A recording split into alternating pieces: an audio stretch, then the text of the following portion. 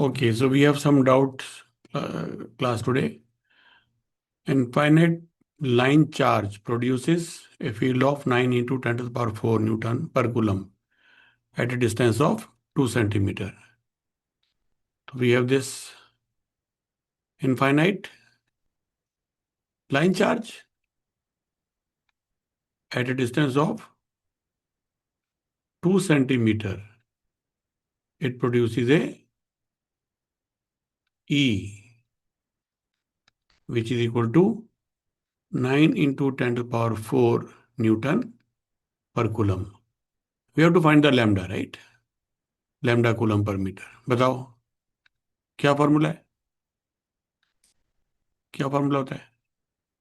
ये डिस्टेंस अगर आर ले लें हम, तो ई लैम्डा और आर में क्या रिलेशन होता है फॉर लॉन्ग वायर? बोलो। इज इक्वल टू, नहीं याद है? Lambda upon 2 pi epsilon naught r, right? हाँ 2 पाई एप्सिलॉन। तो we can divide and multiply by 2. So 2 lambda upon 4 pi epsilon naught r. Now 1 upon 4 pi epsilon is like K, तो it become like 2 k lambda by r. तो हम value सारी डाल दें. 9 into 10 to the power 4 is equal to 2. K is 9 into 10 to the power 9 into lambda. How much is R? R क्या डालेंगे? 2 into 10 to the power minus 2. Right? तो फिर हम लैम्डा निकाल लें इससे. क्या आ जाएगा? देखो, ये 9 तो काट सकते हैं हम, ये 2 भी काट सकते हैं. क्यों जी? ये 10 to the power minus 2, 10 to the power 4 into 10 to the power minus 2 upon 10 to the power 9. ऐसा हो गया ना? कितना हो गया ये? बोलो. 10 to the power -3 नहीं, वो 10 स्क्वायर 10 to the power -7। ध्यान से करो भैया. -7. 4 minus 2 is 2. Yeah, 2 minus 9 is -7. You are right. 10 to the power -7 coulomb पर मीटर. ये हमारा आंसर हो गया इसका. -7। Sorry, -7. 2 to the power -7 coulomb पर metre. That becomes our answer. Is that fine? Yes. You are making some mistake, calculation mistake, huh? No sir, I got this answer. Book के पीछे answer 10 micro coulomb पर metre दे रखा था। तो इसको हम ऐसा लिख सकते हैं, देखो. 10 to the power -1 into 10 to the power -6 coulomb पर metre. That makes it 0.1 micro coulomb हाँ, per it metre. Become 0.1 micro coulomb पर मीटर. ऐसा. Not 10 microcoulomb per meter. हाँ। Yeah, you are right. Yeah, that's true. This 9 minus 2 is 7. 9 plus 2 is 7. Then ये नीचे चला जाएगा तो 4 minus 9 plus 2 11. 4 minus 11 is -7. ऐसे करके भी कर लो, एक ही बात है, right? So it is done, right? Yes. Okay. Then what do we have? 600 picofarad capacitor. हमने पिछली बार किया था ना, 2 कैपेसिटर अगर है तो, है ना? ये वैसा ही क्वेश्चन है जी. मैंने उसका शॉर्ट फॉर्मूला बताया था. हमने कहा था 2 कैपेसिटर हैं अगर, एक C1 और एक C2. अगर मैं इनको ज्वाइन कर दूं, अगर मैं इनको ज्वाइन कर दूं, ये मान लीजिए V1 वोल्टेज थी इसके ऊपर और Q1 चार्ज था. इसके ऊपर V2 वोल्टेज थी और Q2 चार्ज था. Of course Q1 will be equal to C1 V1, ऐसा था. And Q2 was equal to C2 V2. तो जो भी हमें दिया हुआ है सारी चीजें तो नहीं देंगे. अगर V2 देंगे तो हम Q2 निकाल सकते हैं, Q2 देंगे तो V2 निकाल सकते हैं, राइट? जो भी है इस तरीके से ऐसा करें. तो हमने क्या देखा था, इनको अगर हम ज्वाइन कर दें तो क्या होगा? The charge will flow from higher voltage to lower voltage till the two voltages become equal. और फाइनल चार्ज कितना आ जाएगा? फाइनल वोल्टेज क्या हो जाएगी? कंबाइंड वोल्टेज क्या हो जाएगी? याद है आपको? C1V1 फिर plus C C two two V V two two upon, C1 + C2। ये हमारी कंबाइंड वोल्टेज हो जाएगी, राइट? हमें क्या दिया हुआ है जी? C1 कितना दिया हमारे क्वेश्चन में? 600 pF। 600 पिको फैरेड, मतलब 10⁻⁻12 फैरेड। C2 भी इक्वली दिया हुआ है। C2 हम्म। कितना दिया हुआ है? That's also 600 × 10⁻⁻12 farad. Yes. V1 कितनी दी हुई है? एक है 200 volt. By, V1 is given as 200, right? 200 volt. And V2 is given as 0। 0. It was connected to uncharged capacitor. तो I can apply the formula. तो V कितना आ गया हमारा? अगर V2 0 है,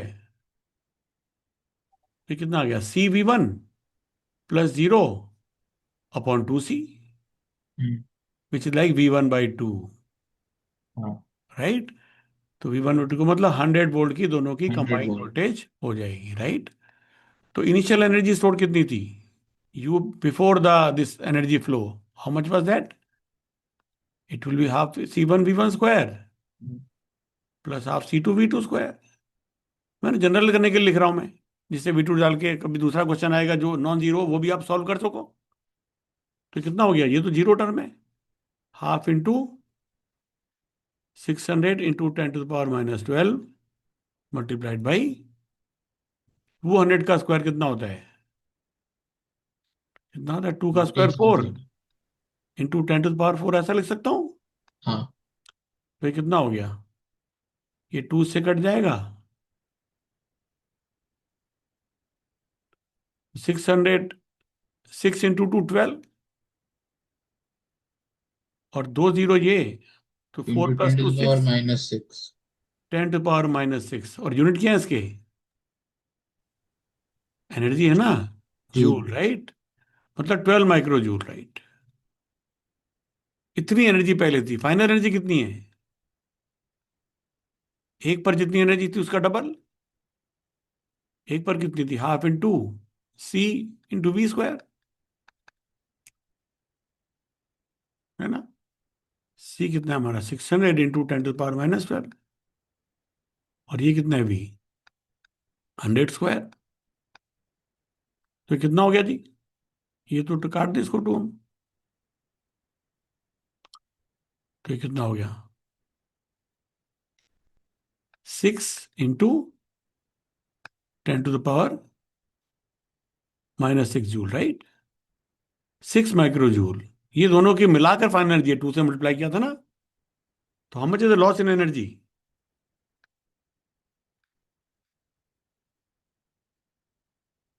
लॉस एनर्जी कितनी हो गई, बोलो? 12 माइक्रो जूल। लॉस कितनी हो गई? हाँ, ट्वेल्व पहले, minus six 6 micro joule. 12 - 6, right? 6 micro joule. 6 micro joule, that is the loss in energy, that is the. मैंने आपको इसका फॉर्मूला ही बताया था, मैग्नेट मोमेंटम से इक्वेट करके। इन इलास्टिक कोलिजन में, इन इलास्टिक कोलिजन में क्या होता है? Half into M1 M2 upon M1 + M2 into U1 - U2 का square. This is the loss in kinetic energy, right? तो इसमें हमारे इलेक्ट्रिकल में क्या हो जाएगा? Half into C1 C2 upon C1 + C2 into V1 - V2 का होल स्क्वायर, हाफ इंटू, ये क्या है? C² / 2C, दोनों बराबर है, तो मल्टीप्लाइड बाई V1 - V2, तो हमारा 200 था, 200 का स्क्वायर। तो ये कितना हो जाए? This is like C/2, right? Half into C/2 is 1/4 into C is how much? 600 into 10⁻⁻12। समझ में आ रहा है ना? ये C/2 बना है, तो 2 को से मल्टीप्लाई करके 4 कर दिया, C की वैल्यू डाल दी, साथ में कितना आ जाएगा? कितना आ जाएगा? 4 × 10⁻⁴। तो कितना हो गया जी? ये 4 4 तो कट गए, ये हो गया 6 माइक्रो जूल। ये फॉर्मूला में सीधा लॉस का फॉर्मूला है, सीधा डेल्टा U का फॉर्मूला है। This can also go into your notes. ठीक है, पिछली बार क्लास में कराया था, ये उसकी प्रैक्टिस के काम आ गया question, right? Good that you asked it. Class में तो आपको समझ में आया था, कर लेना चाहिए था वैसे तो। Any how, right. Okay, this question Dhruv had sent. इसमें क्या हो रहा है जी?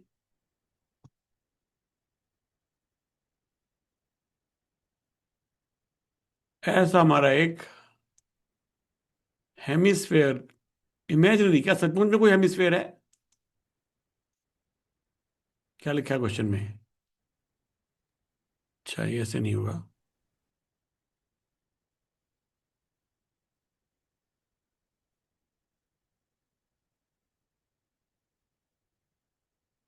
अरे, तो ही नहीं रहा है। Why is it not happening?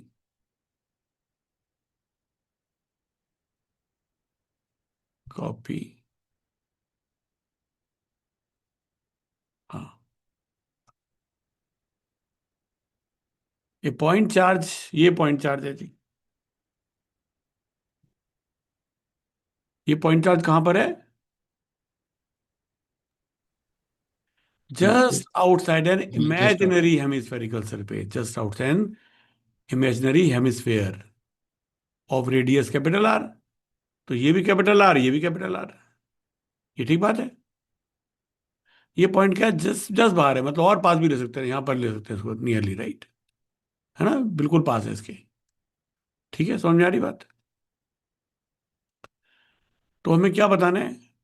Circumference of the flat surface. Flat surface तो ये है, इसका सरकमफ्रेंस कौन सा है? ये सारे डॉटेड डॉटेड पॉइंट्स, क्या ये सारे इक्वी पोटेंशियल हैं?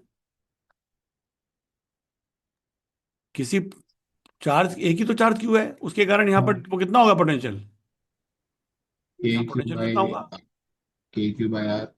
If I call it L, K Q by L. तो ये पॉइंट पी ले ले, तो वीपी कितना हो जाएगा? के क्यू बाई एल, राइट? मगर क्या सारे एल बराबर नहीं है? हाँ। They are all equal, right? Yes. How much is value of L? कितना एल है? क्यों जी? देखो, ये एल कितना है? √2r। हैं जी? √2r। √2r, yes. L is equal to under root of R square plus R square से right angle triangle, we apply the Pythagoras theorem. √2r या r√2 भी लिख देते हैं कई बार, या √2r भी लिख सकते हैं। √2r, लेकिन ध्यान रखें कि रूट ज्यादा लंबा ना बन जाए, ऐसा कभी भूल जाए बाद में रूट अंदर ही ले लें इसको। इसलिए ये लिखना कई बार बेटर रहता है, राइट? इसमें गलती के चांस कम है। ठीक है, पर चलो, तो खैर आपको एक ही क्वेश्चन करना है, ये हो गया। तो वीपी कितना आ गया सारे पॉइंट पे? K K Q Q by upon R r√2। √2। तो same at all points, yes, right? Yes. How much is electric flux passing through the curved surface? How much is the electric flux passing through the curved surface? Passing through the curved surface, देखो, passing through the curved surface, देखो ये curved surface में, ये अगर जाएगा मान लो ऐसे, तो ये तो यहां से बाहर चला गया। तो क्या ये लाइन कर्व्ड सरफेस से पास हुई? एक तरफ से एंटर हुई, एक तरफ से निकल गई, तो ओवरऑल कर्व सरफेस से यहां पर माइनस में आएगा, यहां पर प्लस में आएगा, तो जीरो हो गया। आई बात समझ में? मगर ये लाइन जो है, ये वाली, ये कर्व सरफेस से एक ही बार एंटर हुई है, कर्व सरफेस से एक ही बार एंटर हुई है, तो इसको हम कह सकते हैं कि कर्व सरफेस से एंटर हुई है। इसको हम कह सकते हैं, समझ में आ रही बात? तो जो कर्व सरफेस से एंटर हो रही है और कर्व से ही बाहर निकल जा रही है, उसको हम नहीं कह सकते कि it is passing through the curve surface. मगर जो कर्व सरफेस से एंटर कर रही है और फ्लैट सरफेस से एक्सिट कर रही है, उसको हम कह सकते हैं कि वो कर्व सरफेस से एंटर हुई है। और एंटर वाले को फ्लक्स क्या लेते हैं हम? माइनस। गॉसियन हाँ। सरफेस में जो फ्लक्स बाहर निकलता है, उसको हम प्लस लेते हैं, और हाँ, जो अंदर आता है उसको उसको हम माइनस लेते हैं। माइनस लेते हैं। तो देखो, इसलिए माइनस साइन लगा रखा है इन्होंने, राइट? अब सवाल है कि वैल्यू हम कैलकुलेट करें कितनी, कैसे कैलकुलेट करें? हमें तो सिर्फ उतना चाहिए जो बेस से निकल रहा हो। अच्छा, कोई ऐसा बेस से निकलेगा जो कि यहां से कर्व सरफेस से एंटर ना कर रहा हो? ऐसा तो नहीं हो सकता, जो भी बेस से निकल रहा है वो यहां से तो एंटर कर ही रहा है। इसका हाँ मतलब ये कह सकता हूं मैं कि the electric flux passing through the curve surface is same as the flux living through the flat surface, but with a minus sign. But with a minus sign. I hope it make sense. तो हमारा काम क्या बच गया? देखो ना, advance का question है तो थोड़ा रीजनिंग करनी पड़ती है। ठीक है। तो हमारा काम क्या रह गया अब?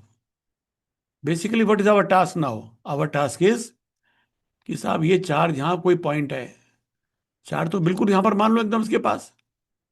तो ये सारी जो फील्ड लाइंस हैं, ये ये ये ये ये ये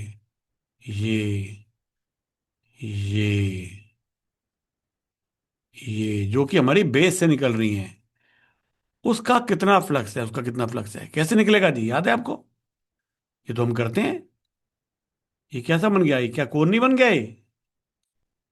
इट इज लाइक ए कोन। हमें कौन देखा था? अगर कोन का सॉलिड एंगल ओमेगा होता है तो उसमें से कितना फ्लक्स पास करता है क्यू चार्ज में से? याद है आपको?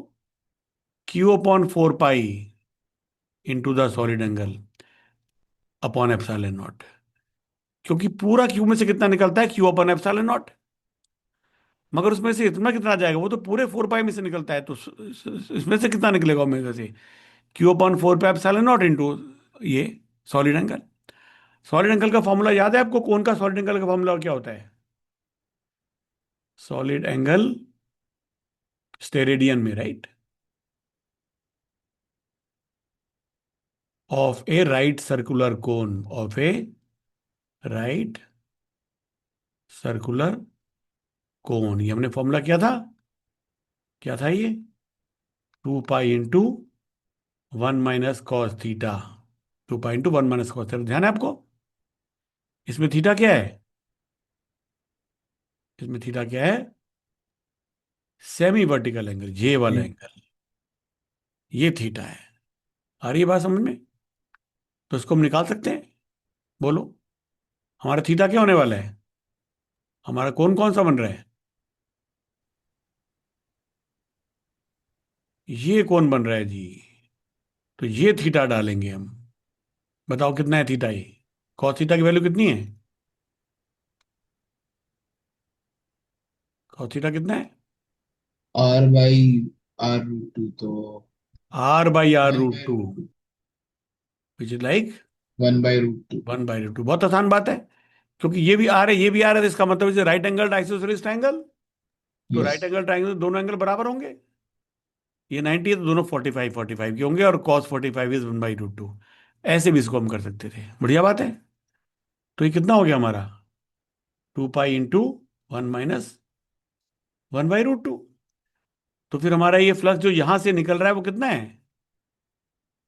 Flux leaving the flat surface. Flux leaving the flat surface, ये वाला formula, right. Q upon 4 pi epsilon not into 2 pi into 1 - 1/√2, which is like Q upon 2 into 1 - 1/√2। ये क्या है? ये प्लस में क्यों आया है? क्योंकि यहां से लीव कर रहा है। मगर हमें ये नहीं पूछा कि यहां से कितना फ्लक्स लीव कर रहा है। हमें तो ये पूछा कि भाई साहब ये कर्व सरफेस से कितना एंटर किया। अब जो यहां से बेस से पास कर रहा है वही एंटर किया। क्योंकि जो बेस से नहीं पास कर रहा है वो तो यहां से एंटर किया, यहां से बाहर निकल गया। तो एक बार प्लस में हुआ, एक बार माइनस में हुआ, तो जीरो हो गया। तो हमारा आंसर कितना हो जाएगा? बस यही हो जाएगा, बट विद माइनस साइन। तो फाई एंटरिंग, नेट फाई है बेसिकली। फाई तो ज्यादा एंटर कर रहा है कर्व सरफेस से। कितना एंटर कर रहा है? Q upon 2 epsilon not. Q upon 2 epsilon ऊपर से चला जाएगा। किसी चार्ज क्यू से कितना फ्लक्स निकलता है? Q upon epsilon not. उसमें से आधा ऊपर की तरफ चला जाएगा और आधा नीचे की तरफ चला जाएगा। जितना भी नीचे जाएगा यहां से अंदर आएगा। मगर इतना ही पोर्शन में जो है वो ये वाला, वो यहां से जाएगा, बाकी तो साइड से बाहर निकल जाएगा। तो नेट फ्लक्स में काउंट नहीं होगा। I hope it made sense. तो yes. Q entering the Q entering the curve surface, हम माइनस साइन लगा देंगे, इसको minus of Q/2 1 minus 1/√2 and that is answer provided, right. Epsilon भी आएगा, सॉरी, राइट, एप्सिलॉन थोड़ी चला जाएगा कहीं, है ना, यहाँ पर एप्सिलॉन भी तो है, ये थोड़ी छूट जाएगा कहीं, ठीक है। तो इसका मतलब B is a correct answer, B is a correct answer. Does it make sense? Yes. Total flux through the curved and flat surfaces, वो कह रहा है जी कर्व सरफेस से और flat, curve surface, total flux through the curve surface flat surface, ये कितना होने वाला है? अगर मैं दोनों को एक मान लूं, कर्व सरफेस फ्लैट मतलब पूरा हेमिस्फीयर मान लूं, तो उसमें से कितना फ्लक्स पास कर रहा है? जीरो। क्योंकि फ्लक्स तो किसी क्लोज सरफेस से कब पास करता है? जब उसके अंदर कोई क्लोज चार्ज हो। इसमें तो कोई क्लोज चार्ज है ही नहीं, तो बाहर रखा है इसके। तो total flux to the curve कितना हो जाएगा? कितना हो जाएगा? दिस विल बी जीरो, तो this is not correct answer, right. वैसे भी क्यू अपन एप्सिलॉन नॉट तो नीचे ऊपर का सब मिला के है। तो नीचे तो वैसे भी सिर्फ Q/2 एप्सिलॉन नॉट जा रहा है। तो अगर ये बात जीरो वाली ना भी समझ में आए, तब भी तो ये आंसर गलत है ही, क्योंकि आधा तो ऊपर ही जा रहा है आसमान की तरफ। Are you I making sense? Yes. The last part, component of the electric field normal to the flat surface. Component of electric field normal to the flat surface का क्या मतलब हुआ? ये एक फील्ड लाइन जा रही है इससे, ये ई फील्ड है, उसका ये वाला कंपोनेंट कह रहा है वो, ये वाला कंपोनेंट। अगर मैं इस एंगल को थीटा कह लूं, थीटा तो मतलब पूरे को लिया था, इसको थीटा डैश कह लूं, तो ये भी थीटा डैश है। तो ये कंपोनेंट कितना हो जाएगा? E cos theta dash, right. अब मुझे बताओ, जैसे जैसे हम दूर जाएंगे ई की वैल्यू क्या होने वाली है? बढ़ने वाली है, कम होने वाली है? यहां पर ई की वैल्यू क्या थी इस जगह पे? KQ/R²। हाँ। यहां पर वैल्यू क्या थी? KQ/L²।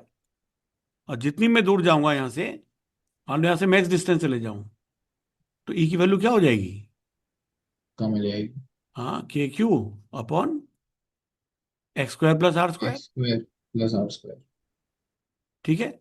और उसका cos थीटा क्या हो जाएगा? How much is this cos theta?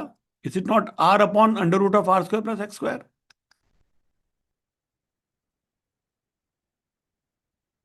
ठीक है। तो क्या सारे में कांस्टेंट है? नहीं, न्यूमरेटर सब में सेम है, बट डिनोमिनेटर में क्या आ रहा है? KQ/R/X² + R² to the power 3/2। तो जैसे जैसे एक्स बढ़ेगा, ये वैल्यू तो कम होती जा रही है, राइट। वैसे भी आप देखो, जितनी दूर जा रहे हैं ई कम होती जा रही है। जब ई कम हो रही है तो उसका कंपोनेंट भी कम ही होगा। कंपोनेंट तो पूरे से कम ही होता है वैल्यू से। तो ये भी गलत है, right. Component this thing constant, no it is not constant, right. It is not constant, it is changing, right. It is decreasing as we go away from the central line. तो how many choices are correct? A and B, that is the correct a answer. And B. So that will give 4 marks. A and B choice. It's a JEE advanced question. Anything else you have? Shall we stop then? Because everybody is not there. We'll catch up the remaining things. Okay. Yes. Okay. Thanks. Thank you.